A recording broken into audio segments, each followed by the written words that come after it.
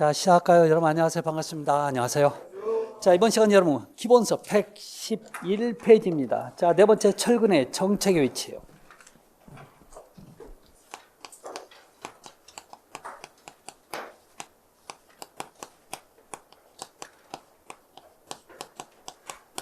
자, 이 정착의 위치라는 얘기는 여러분 철근은 반드시 양쪽에 끝이 있죠.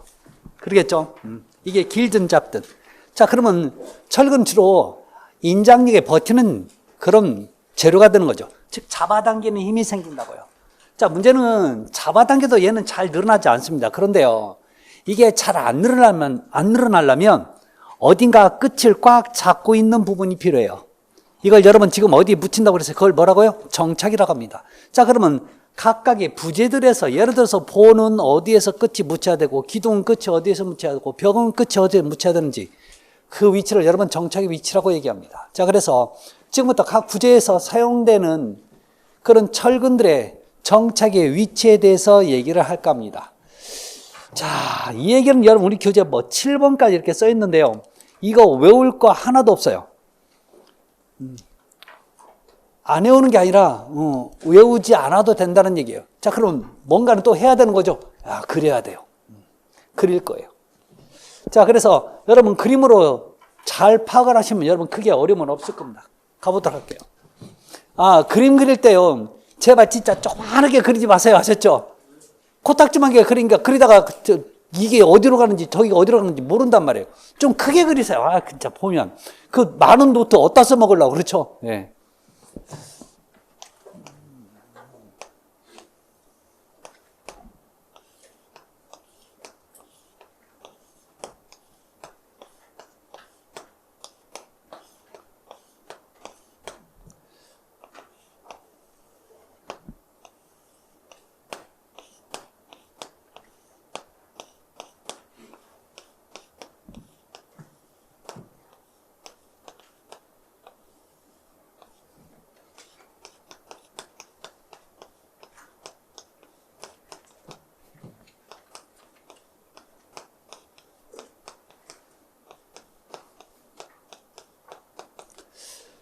이렇게 있다고 칩시다. 자, 그러면 각각의 명칭들이 있는 거죠. 자, 이걸 여러분 뭐라고요? 기초 또는요 기초판이라는 표현을 쓰죠. 자, 이건 여러분 기둥. 자, 얘는 바닥판. 흔히 영문으로 뭐라고 하죠? 슬라브. 자, 그 다음에 요 보는 여러분 큰 보예요. 자, 이 보는요 작은 보 아니에요. 큰 보예요. 아셨죠? 작다기 작은 보 아니라 무조건 기둥과 기둥 사이에 걸쳐지면 큰 보가 되는 겁니다. 아셨죠? 작은 보는 보와 보 사이, 즉 큰 보와 큰 보 사이에 걸쳐지는 보가 여러분 작은 보예요. 작은 보는 결론적으로 요 밑에 기둥이 없습니다. 요 바로 밑에 기둥이 없다고요. 아셨죠? 자, 근데 또 보가 하나 있죠. 땅 속에 있는 보. 무슨 보? 지중보. 그럼 지중보는 이렇게 가는 겁니다. 아셨죠?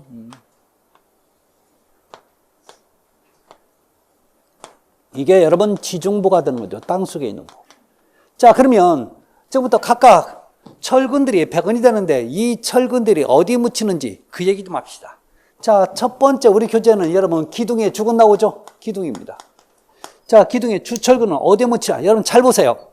자, 기둥의 죽은은요 여기서부터 시작해서 요 철근이 어디까지 가면 여기서 멈추지 않고 이만큼 삐져나와요. 왜 삐져나오냐? 그 다음 층에도 여러분 철근을 이어가려면 삐져나와야 되는 거죠. 그러면 이 부분은 여러분 어딘가 묻힌 거예요? 안 묻힌 거예요? 안 묻힌 거죠. 빠져나왔으니까. 이게 정착은 안 된 거예요. 아셨죠? 그럼 어디만 묻혀 있어요? 여기만 묻혀 있다고요. 이게 정착이 됐다는 얘기 아셨죠? 근데 이게 꼭대기층 갈 때까지 계속 이래. 그러니까 정착은 여러분 기둥에서 정착은 어디에 돼 있다고 얘기하는 거예요? 여기. 그래서 자, 이걸 기초 또는 기초판 이래도 상관없어요. 자, 두 번째 보가 나오죠? 자, 봅니다. 자, 보는 큰 보가 있고 작은 보가 있어요. 자, 일반적으로 큰 보예요. 자, 큰 보는 철근이 위아래로 가는데, 자, 우리 가장 대표적으로 인장만 찾아들은 철근, 요 굽힘 철근 한번 볼까요? 자, 이로해서 여러분 여기서 멈추면 안 돼. 이 철근들은 잡아당기니까 뽑히면 안 되니까 어때요? 요 안쪽으로 들어가는 거지. 붙일 때라고는 여기밖에 없는 거죠. 보하고 연결된 건 여러분 기둥밖에 없습니다. 아셨죠? 그래서 요 밑으로 파고 들어가는 거예요. 자, 그러면 큰 보는 어디에다 정착했냐라고 물어보면요. 기둥이에요. 기둥하고 연결될 수밖에 없으니까. 자, 그러면 작은 보예요. 여러분 잘 보세요. 요게 작은 보인데, 작은 보 철근 이렇게 들어갈 겁니다. 아셨죠? 자, 철근 이렇게 들어갔을 때 묻힐 때라고는 여러분 연결된 게 어디밖에 없어요? 큰 보밖에 없는 거죠? 큰 보밖에 없다고요. 따라서 여러분 작은 보는 큰 보에 정착을 한다라고 하면 돼요. 그러니까 이런 것들은 외울 필요가 하나도 없다고 그랬죠? 아, 진짜 안 외워도 되는 거야.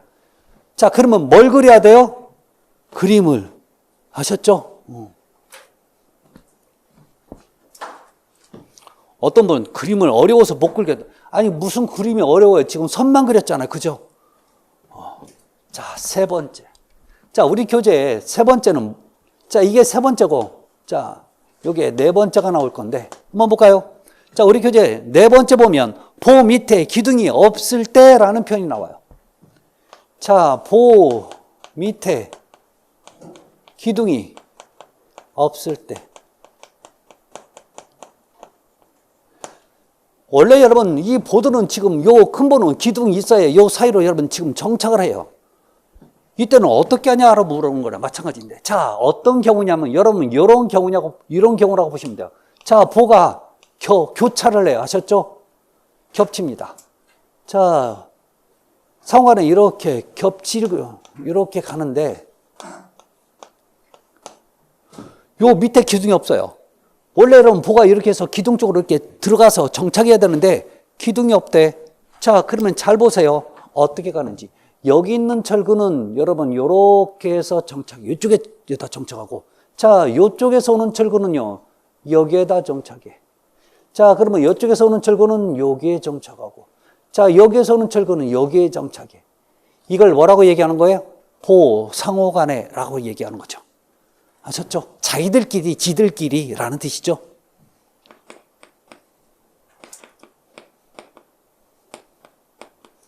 자, 보 상호간에 정착을 해주면 되죠. 다섯 번째, 자, 벽 철근입니다. 벽 또는 벽체에도 상관없어요. 자, 그러면 잠깐 볼까요? 자, 이 면을 여러분 벽을 만들 거고, 어떤 경우는 여러분 요 작업 밑으로도 여러분 칸막이를 하기 위해서 벽을 만들 수 있죠.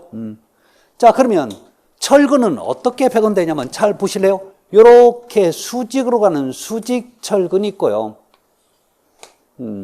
자, 그 다음에 수평으로 가는 수평 철근이 있다고요.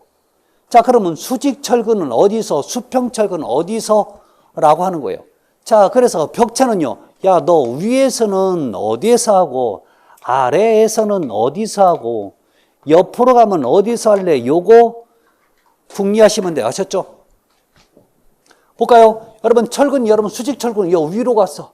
자, 위로 가면 여러분, 묻힐 따라가는 어디밖에 없어요? 보. 여러분, 이 큰 보지만 작은 보에서도 벽을 만들면 요 작은 보에서 정착하겠죠? 그래서 큰 보, 작은 보 하지 말고 그냥 위로 올라가면 보에서 하는 거야. 라고 얘기를 해주고. 자, 아래로 갑니다. 아래. 자, 아래로 가니까 여러분, 어디에 정착할 수밖에 없어요? 바닥판, 슬라브. 자, 그래서 시험 문제는 바닥판으로 나올지 슬라브로 나올지는 저도 모르겠어요. 아셨죠? 자, 옆으로 갑니다. 자, 철근이 여러분 옆으로 가니까 어디에 묻혀요? 기둥. 기둥밖에 없어요.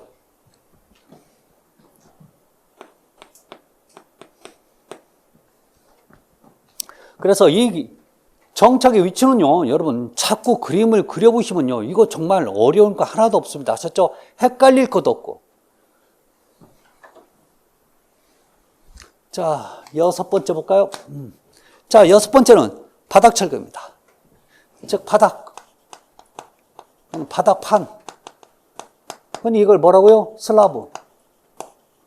자, 철근, 주근은 어디에 묻히냐라고 하는 거예요. 자, 그러면, 자, 여기는 제가 못 그리니까 여기다 한번 그려볼까요? 여기다 그릴게요. 아셨죠? 여기 슬라브 바닥판이잖아요. 자, 문제는 여러분 여기다 합판을 전부 다 대고 철근을 배건할 겁니다. 자, 철근을 배건하면 여러분 철근이 이렇게 배건이 돼요. 아셨죠? 자, 이렇게 배건이 돼.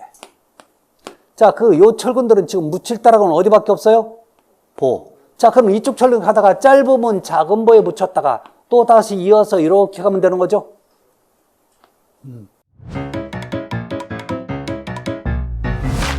에듀윌 유료 회원만의 명품 자료 서비스.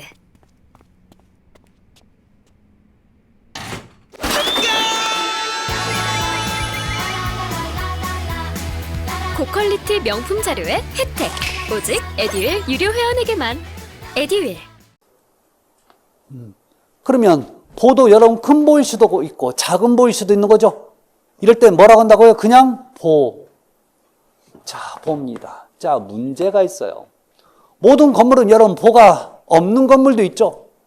모든 건물은 다 보가 있는 건 아니에요. 대표적으로 보가 없다는 얘기는 뭐도 없다는 얘기예요? 기둥도 없다는 얘기예요. 보가 없으면 기둥도 없습니다. 아셨죠? 자, 그런 대표적인 건물이 뭐예요? 우리가 살고 있는 아파트. 주거용 주택은 여러분 다 기둥 대신에 뭐가 와요?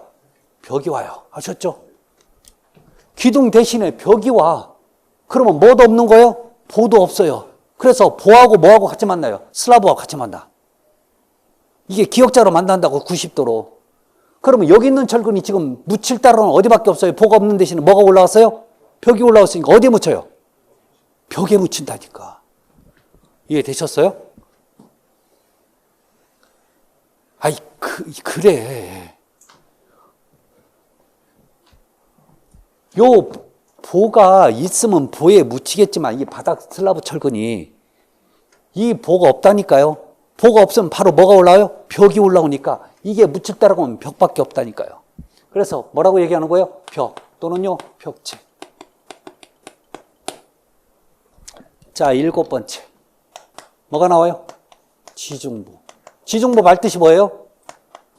땅지자, 가운데 중자, 땅속에 있는 보, 지중부라고요. 아셨죠? 지중부 지난 시간에 뭐 때문에 배웠죠? 부동침해 방지 대책으로 배웠죠? 상부 구조였어요? 하부 구조였어요?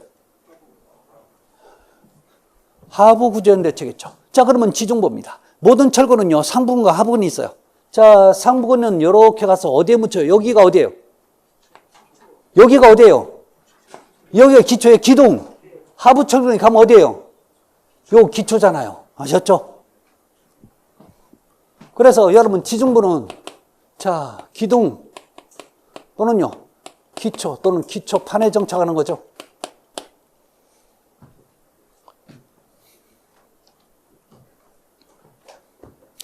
자, 이렇게 여러분 보시면 돼요. 항상 여러분 저 그림은 좀 크게 그리셔가지고 자꾸 저 철근을 여러분 한번 그려보십시오. 아셨죠? 그러면 크게 어려울 거 없습니다. 자, 그 다음에 자, 페이지 113페이지 넘어갑니다. 자, 페이지 113페이지. 철근의 재료와 종류인데. 자, 먼저 나오는 게 여러분 뭐예요? 골재입니다. 자, 골재는 여러분 자갈만 생각하는데 안 그래요. 자, 골재는 여러분들이 흔히 뭐라고요? 모래와 자갈을 얘기한다고 보시면 돼요. 자, 문제는 자, 이 모래를 여러분 요즘은 뭐라고 얘기하면 잔골재. 자, 자갈은 붉은 골재 이렇게 표현돼요. 자, 그럼 도대체 얼마 크기를 여러분 모래하라고 얘기하고 얼마의 크기를 자갈이라고 하는지 그 개념을 알고 있어야 돼요. 자, 모래 한번 볼게요. 모래. 자, 여러분 용의 정오에 보면 여러분 두 번째 잔골재 나와 있죠. 두 번째 잔골재 나와 있잖아요.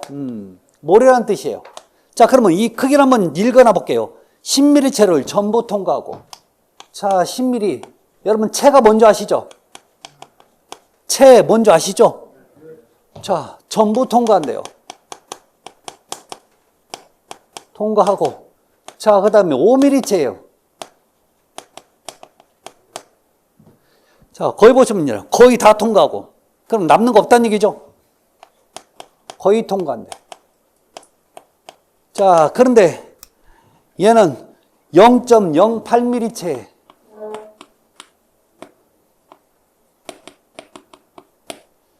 자, 모두 남는 골재를 얘기하는 거죠.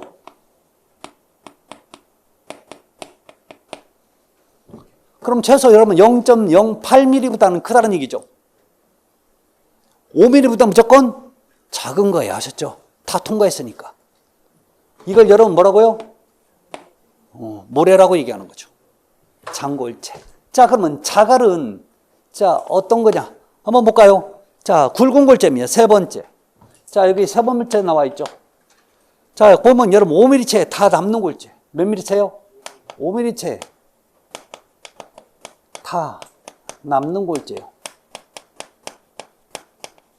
그러니까 우리가 일반적으로 흔히 해서 여러분 5mm 이상부터는 여러분 자갈이죠. 자갈이라고요. 5mm 이상부터. 그러면 5mm는 도대체 얼만큼이에요? 우리가 흔히 생각할 때 여러분 노란 콩알 있죠? 여러분 메주콩 노란 콩알 있잖아요. 이거 5mm보다 더 클걸 아마. 그 정도 되면 여러분 뭐예요? 자갈이야. 그러니까 여러분들이 생각해 이만해야 자갈이 아니에요. 이건 써먹지도 못해 이만한 것. 너무 커. 아셨죠? 그래서 여러분 우리 요 자갈은요. 이 자갈은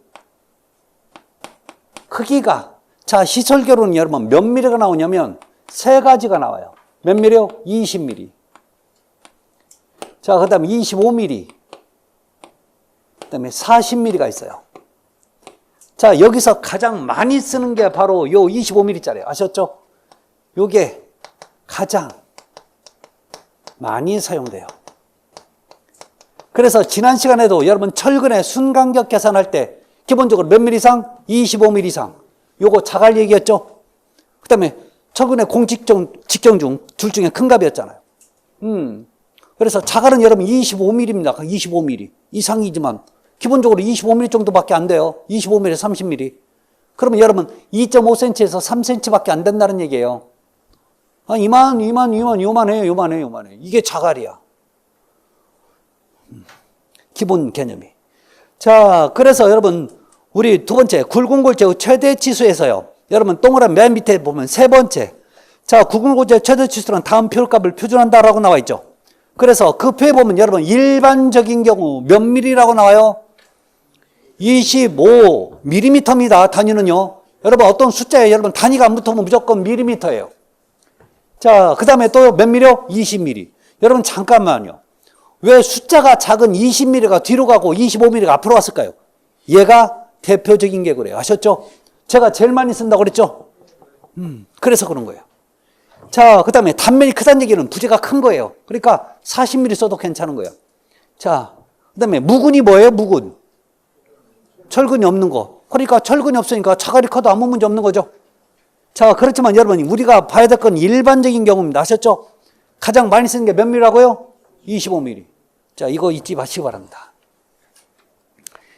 자, 그 다음에 자, 페이지 114페이지 보면 두 번째 골재 강도에서 자, 골재 강도입니다. 여러분 잠깐요. 여러분 모래가 하는 역할이 뭐였죠? 모래가 여러분 콘크리트에 들어가서 하는 역할이 뭐예요? 균열을 방지하는 역할을 했었죠. 자, 그래서 허용 한도 내에서 균열을 방지하려면 모래 알맹이는요 굵은 모래가 좋다고 그랬어요. 자, 그래서 굵은 모래가 균열 방지 효과가 좋아요. 자, 그러면 자갈이 하는 역할이 뭐죠? 자갈. 자, 콘크리트의 강도를 증가시키기 위해 하는 게 바로 자갈이었죠. 그래서 허용 한도 내에서 얘도 굵은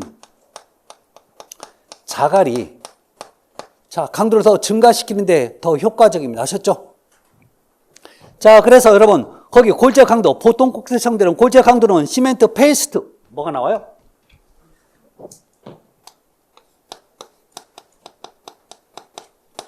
풀 또는 시멘트 페이스트입니다. 같은 표현이에요. 아셨죠?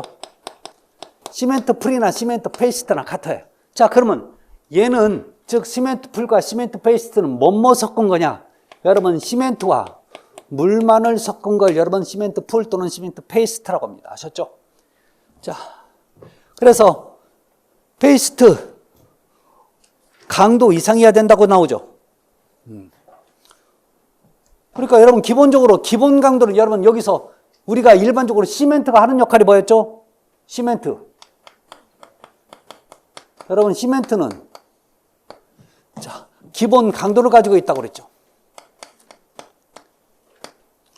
그렇죠. 그 다음에 또 시멘트가 전체의 재료를 나머지 모래, 자갈을 하나의 덩어리로 만드는 결합제 역할을 한다고 그랬죠.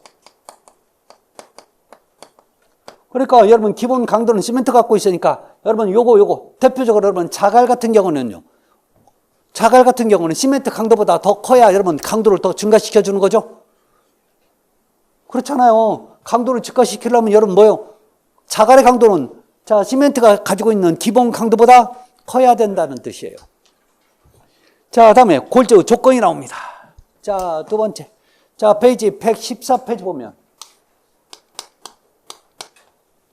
자, 골재 조건이에요. 여러분 골재는 기본적으로 어느 정도 물을 죽여진 상태에서 콘크리트를 비빌 때 써야 돼요. 그러니까 너무나 바짝 말린 상태에서는 절대 쓰면 안 됩니다. 왜요? 콘크리트 안에 들어있는 물을 자갈이 쫙 빨아먹으면 나중에 물이 모자라. 그래서 그 물을 절대 빨아먹어서는 안 돼요. 그래서 자 기본적으로 골재의 함수량 나와 있죠. 뭐가 나와요? 골재 함수량. 물을 먹고 있는 양이 함수량이죠. 골재가 먹고 있는 양. 자 여기서 가장 좋은 상태, 가장 이상적인 상태는요. 함수량의 상태는 잘 들으세요. 표면 건조, 내부 포수 상태입니다. 이 상태가 가장 좋은 상태예요.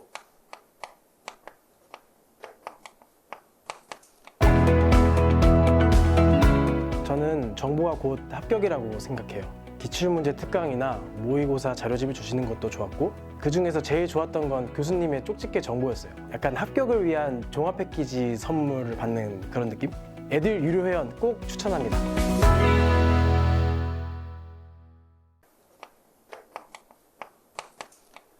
자 그러면 말 그대로 이게 어려운 것 같지만 절대 어렵지 않습니다. 자 여러분 골재가 있는데 표면은 여러분 건조됐어. 근데 이걸 잘라보니까 안에는요 내부에는 포수가 보여요. 물이 가득 차 있는 상태 아셨죠? 안 말랐어. 이런 상태의 골재가 얼마나 될까요? 그래서 이상적인 상태의 골재지 이게 현실적으로는 존재하지는 않습니다. 아셨죠? 자, 그래서 무조건 여러분 콘크리트를 비빌 때는 어떤 상태여야 돼요? 표면 건조, 내부 포수 상태에서 여러분 요 자갈을 써야 되는 거예요. 아셨죠? 이게 가장 좋은 상태라고 그랬잖아요. 그러니까 콘크리트 비빌 때 자갈에는 어느 정도의 물을 먹고 있어야 되냐라고 물으면 표면 건조, 내부 포수 상태 아셨죠? 자, 그러면 골재의 조건 한번 볼까요? 두 번째 골재의 조건입니다. 자, 조건에서 여러분 1번. 자, 표면은요. 골재는 거친 게 좋아요. 자, 그런데 모양은요. 어떤 거? 둥근 게 좋아요.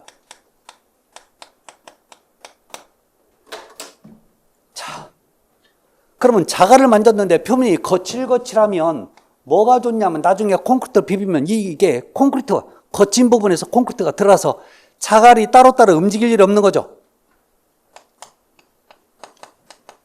자, 부착력, 부착 강도가 좋아지는 거죠. 자, 둥글면 뭐가 좋냐? 나중에 여러분 철근과 철근 사이에 왔다 갔다 잘해. 즉 콘크리트 부으면 그 사이로 잘 빠져요. 그럼 뭐가 좋냐? 작업하기가 쉬워지는 거죠. 결론적으로 이것을 여러분 뭐라고 얘기해요? 시공 연도가 좋은 거죠. 시공 연도가 좋아서 그래. 아셨죠? 작업성이 좋아서 그런다고요. 자, 두 번째. 여러분 뭐라고 하나요? 견고한 것. 이걸 다른 말로 단단한 것. 단단할수록 좋은 거죠. 그래야 여러분 기본적으로 강도를 더 증가시키죠. 다른 말로 자, 골재가 압축 강도가 큰 것이 좋은 거죠. 자, 내마무성 여러분 달면 안 되는 거죠. 단단할수록 여러분 얘는 잘 안 달아요. 아셨죠? 자, 다음에 자, 네 번째 읽어보는데 5번에 뭐라고 나와요? 실적률이 큰 것.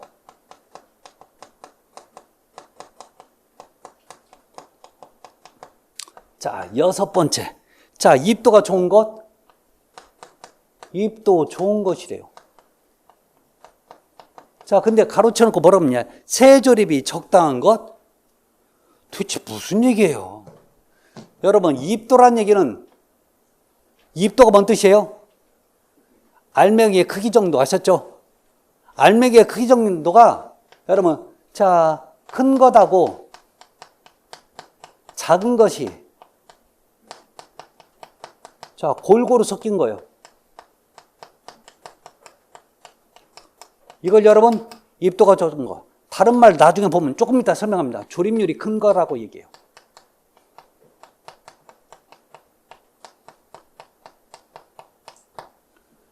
자, 7번째. 자, 청정하고 내화성 있을 거. 당연한 건데요. 자, 문제는 여러분 용어 보니까 여러분 골재의 실적률 있죠? 골재의 실적률이라는 표현을 쓰죠? 지금부터 저 얘기 좀 합시다.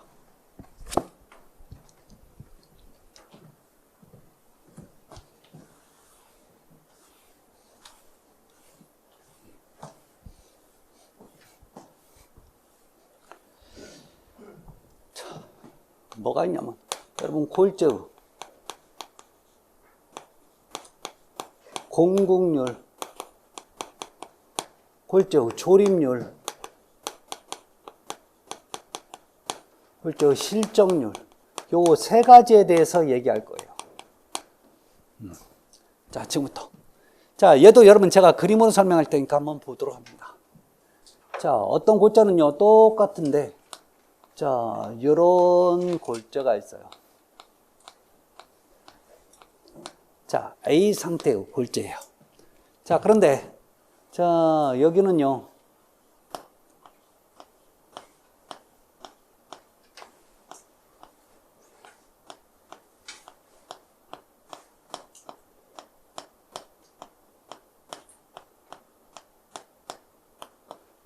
B 상태의 골재입니다. 자, 이때 가장 먼저 첫 번째 항목은요, 여러분 공극률이에요. 여러분 공극이 뭐예요? 공극 비어있다는 얘기죠.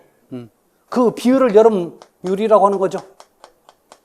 자, 그러면 A는 B에 비해서 공극률이 공극이 많은 거예요, 적은 거예요? 많아요. 자, 다른 말로 크다로 할 수 있죠. 자, B는 상대적으로 공극률이 작다라고 얘기합니다. 자, 그럼 두 번째 뭐가 나오냐면 조립률이에요. 자, 조립률의 개념은 여러분 큰 골재와 작은 골재가 자, 골고루 섞인 거예요. 섞인 비율을 여러분 조립률이라고 합니다. 아셨죠? 자, 그러면 A는 B에 비해서 상대적으로 조립률이 큰 거예요, 작은 거예요? 작아. 다른 말로 나쁘다고도 하죠. 자, 그런데 B는 상대적으로 A에 비해서 조립률이 크다고 합니다. 자, 다른 말로 좋다고도 하죠. 그러니까 이건 어떤 개념, 그러니까 말편, 요 편을 몰라서 틀리는 거지, 뭐 이 자체를 몰라서 틀리는 건 아니에요. 이걸 여러분, 우리 교재에서 뭐라고 나왔어요? 입도가 좋은 것 아셨죠? 우리 방금 그랬잖아요. 입도가 뭐라고요? 좋은 거. 입도가 좋은 건 어느 쪽이에요? 이거라니까? 요 용태라니까? 자, 세 번째 나눈 게 뭐가 나와요? 실적률. 여러분, 실적률자를 붙이니까 여러분들이 어려워하는데, 율은 비율이란 말이 아셨죠? 비율을 얘기하는 거예요. 그러면 실적이란 말 들어보셨나요? 실적이란 말 들어보셨어요? 어라? 시설결혼 아니잖아요, 이거. 자, 여러분, 세일즈 회사 가면요, 연말 거의 가까이 되면 이달에 목표치 갖고 A는 요만큼이야, 실적이. 이런 거 없어요? 개똥이는, 그 다음에 B는, 자, 실적이 요만큼이야. C는 실적이 요만큼. 그럼 누가 실적이 가장 큰 거예요? 좋은 거예요? B. 그러면 실적이라는 의미는 뭔 뜻이에요? 빈 공간을 채우는 비율이죠? 이해되셨어요? 여러분 결론적으로 거꾸로 얘기하면 공극이 적을수록 실적은 많아지는 거죠. 공극이 적을수록 이거 채웠잖아. 빈 공간을 채웠어. 그럼 공극이 적을수록 여러분 실적은 좋은 거죠. 다른 말로 빈 공간을 많이 채울수록 실적은 좋은 거죠. 빈 공간을 채울수록 실적은 좋다니까요. 그러니까 어떤 식으로 표현 나와도 여러분 이 개념이 있으니까 알아먹어야 된다고요. 여기다 율자만 붙인 거잖아요. 비율이니까. 비율로 물어보는 거예요. 자, 그러면 상대적으로 A는 B에 비해서 실적률이 큰 거예요, 작은 거예요? 작은 거죠. 나쁜 거죠. 자, 그러면 상대적으로 B가 A에 비해서 실적률이 큰 거죠. 이게 좋은 거잖아요. 표현은 저도 몰라요. 어떤 식으로 나올지. 자, 그러면 어떤 상태의 골자가 좋냐? 여러분, 이 상태의 골자가 좋다는 얘기예요. 콘크리트 타설할 때는요, 이 골자의 상태가 좋아. 그래서 큰 거하고 작은 게 잘 섞여 있어요. 아셨죠? 이걸 뭐라고 한다고요? 우리 교재는 뭐라고 했어요?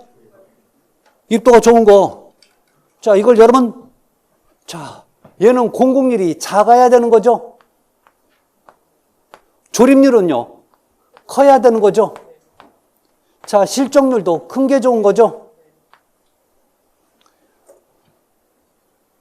그래요. 이런 표현 나오면 이게 좋다고요, 이걸. 우리 교재는 뭐라고 나왔어요? 별도 있네, 구름도 있고. 이 얘기를 여러분이 저거하고 똑같은 개념으로 생각하셔야 돼요. 아셨죠? 네.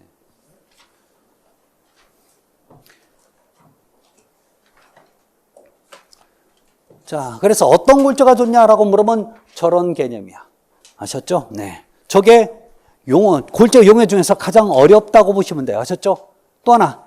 자, 표면건조 내부 포수 상태도 그 말뜻만 해석하시면 좋을 겁니다. 그 다음에 재료 지급 및 저장은 이번 시간 안 할 거예요.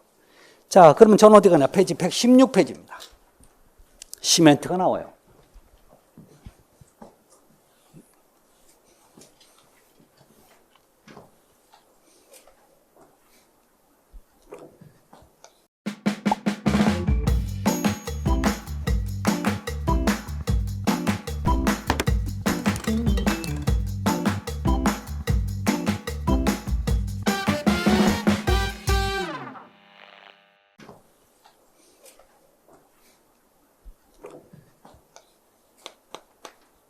뭐가 나와요? 시멘트. 자, 아까도 얘기했지만 여러분 시멘트가 하는 역할이 뭐였죠? 시멘트, 기본 강도를 가지고 있다고 그랬죠. 자, 물과 반응해서 얘는요, 기본적으로 하나의 덩어리로 만드는 결합제 역할을 합니다. 아셨죠?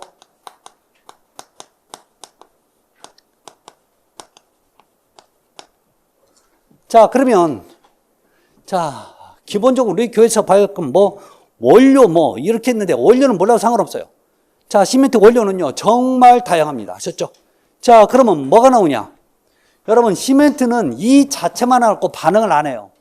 아셨죠? 자, 그럼 뭐함? 시멘트는 무조건 시멘트와 물이 합쳐져야 반응을 합니다. 그 반응을 여러분, 수화 반응이라고 하죠. 물이 화학적으로 변화한다고 했죠. 변화하잖아요. 변화한다고 하셨죠. 자, 물을 만나면 여러분 변화해요. 시멘트가 만나서. 그러면 시멘트가 이제 물과 만나서 변화를 어떻게 해요? 딱딱하게 굳어버리는 거죠. 자, 문제는 이 수화 반응이 일어나면서 여러분 여기서 부수적으로 생기는 게 있는데 이게 바로 열이에요. 아셨죠? 여러분 시멘트는 열이 생겨요. 굳으면서 열이 생겨요. 실제 그러냐고요? 예, 실제 그래요. 이거 여름에는 못 느끼는데 요즘처럼 아침 저녁으로 쌀쌀할 때 콘크리트 타설하잖아요. 그러면 1시간 이후 한 2시간 정도 보면 벌써 이제 굳기 시작하거든요. 그럼 여기서 거푸집 표면에서 김이 모락모락 나. 내가 밑에서 불 뗀 거 아니란 말이에요. 하셨죠? 제가 이 김을 해갖고 부른 것도 아니란 말이지.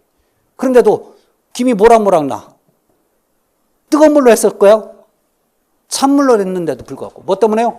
이거 반응. 그래서 이 열을 열은 뭐라고요? 수화열이라고 얘기합니다. 자, 문제는 이 수화 반응, 수화열로 인해서 여러분 콘크리트는 기본적으로 어떤 특징을 가지고 있어요. 자, 여러분 이 수화열이 생긴다는 얘기는 잘못하면 뭐가 많냐? 균열이, 발생이 자 생긴다는 얘기죠. 또는 커진다고요.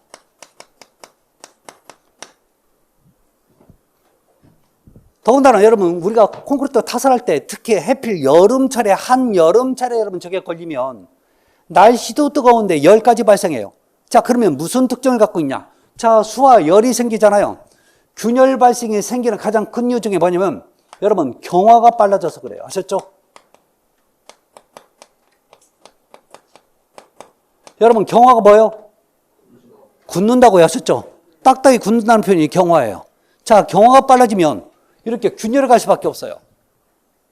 자 그러면 가장 제가 하고 싶은 얘기는 뭐냐면 제발 항상 하는 얘기였죠. 여러분 우리 아파트들 보면 우리 건물도 보면 균열 같죠? 하자에 하자 아니에요? 하자에 하자 아니에요? 어라? 하자예요 하자 아니에요? 하자예요? 저거 열 안 생기게 할 수 있는 방법이 있어요 없어요? 그러면 열에 의해서 균열 가요 안 가요? 또 뭐에 의해서 간다고요? 온도 차이에 의해서도 간다고 그랬죠? 그거 막을 수 있어요 없어요? 그러면 그거 하자예요 하자 아니에요? 그러니까 항상 균열에 대해서는 여러분 정말 신중해야 돼요. 말 한마로 내뱉은 거 아니에요. 콘크리트에 대해서.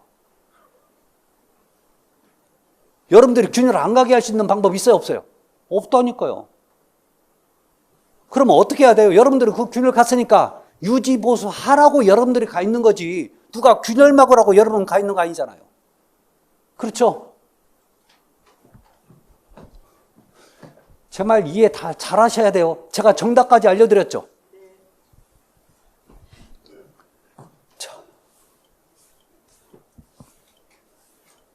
자, 지금부터 이 시멘트에 관련된 얘기인데, 자,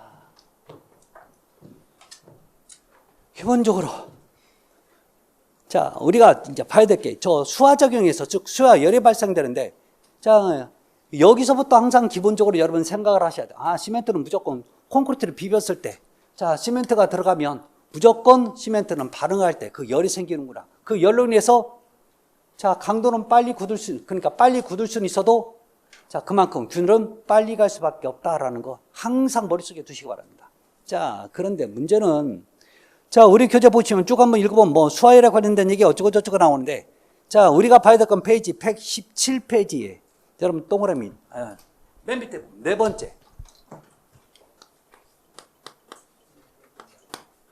네 번째 뭐가 나와요? 시멘트에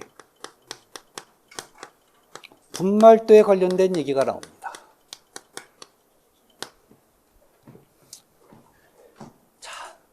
여러분 분말도에 무슨 뜻이에요? 분말도. 분말. 다른 말로 가루죠. 가 된 정도를 뭐라고요? 분말도라고 얘기하는 거죠. 자 그러면 여러분 시멘트에 분말도가 크다라고 하면요. 이건 무슨 뜻을 가지고 있죠? 분말도가 커. 그러면 분말이 된 정도가 큰 거죠. 그러면 이 말뜻은 여러분 자 입자가 분말이 입자가 큰 거예요 작은 거예요? 작다고요. 이걸 해석 못하니까 맨날 틀리는 거예요. 이거 완전히 반대로 해석해버려요. 제가 항상 하는 얘기잖아요.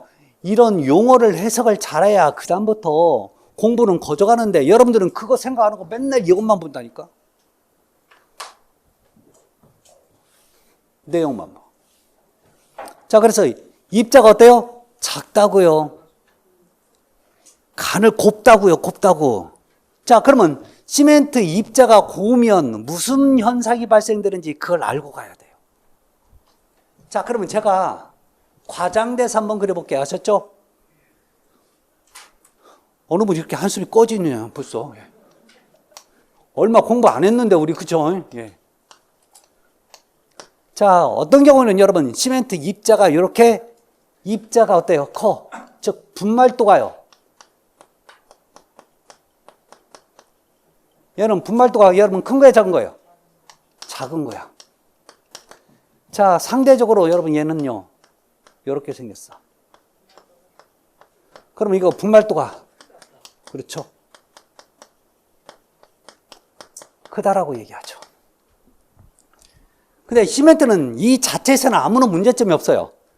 자, 뭐예요? 물이라는 게 존재하는 거죠. 이 물을 똑같이 제가 1리터씩 갖다 부어요. 자, 그러면 잠깐 보자고요. 둘 중에 누가 물을 빨리 흡수해 버릴까요? 입자가 작은 게. 입자가 작은 게 여러분, 얘는요, 이 안까지 빨리 상대적으로 요보다 작다 보니까 그만큼 빨리 흡수해 버리는 거죠. 자, 그러면 같은 시간 동안 얘가 물을 완전히 먹었을 때 얘도 여러분 물을 중단시키면요, 얘는요, 물이 여기 안까지는 못 들어가고 표면까지 들어가. 자, 그러다가 여기 안쪽으로 계속 파고들면서 표면은 이제 건조해져요. 하셨죠? 그러면 어떻게 되냐면 얘는요, 표면이 건조하니까 지들끼리 달라붙어. 얘는 완벽하게 물을 먹다 보니까 물 사이가 여기 있다 보니까 이 물 때문에 얘들 지들끼리는 엉겨붙지 못해요. 아셨죠? 그래서 나중에 이렇게 푹 퍼지는 성질을 갖고 있어요. 자, 그러면 분말도가 크면, 입자가 가늘면, 자, 기본적으로 요거 얘기할 거예요. 아셨죠?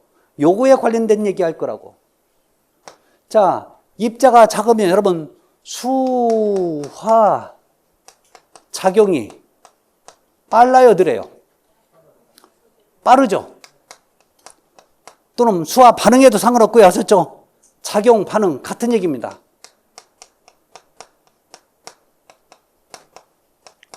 자, 수화 작용이 빠르면 그만큼 수화 열 발생도 크다는 얘기죠. 열이 많이 발생한다고요. 자, 근데 문제는 열이 많이 발생하면 뭐가 문제냐? 그만큼 균열 발생도 크다는 게 문제예요. 여러분, 콘크리트의 가장 큰 문제점은 저 균열이라고요. 균열. 자, 다음에, 자, 수화열 발생이 크면, 여러분, 열이 발생되다 보니까 그만큼 경화가 빨라지는 거죠. 경화 빠르다. 자, 경화 빠르다는 표현을 여러분, 다른 말로 하면 콘크리트 강도가 커진다는 얘기하죠. 자, 콘크리트 강도가 커져요.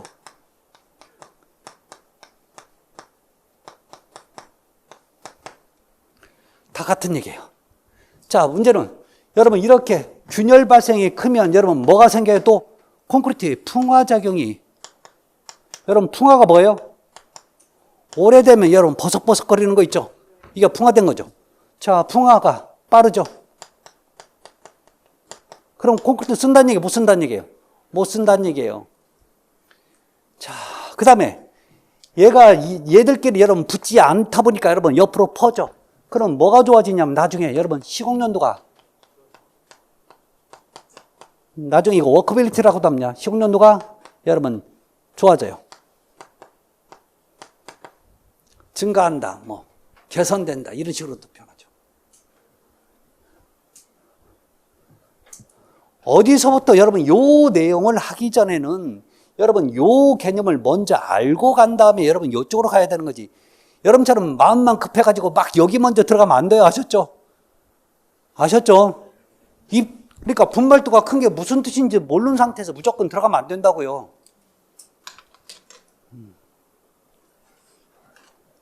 자, 그래서 요 얘기를 여러분 간혹 가다 물어봤습니다. 아셨죠?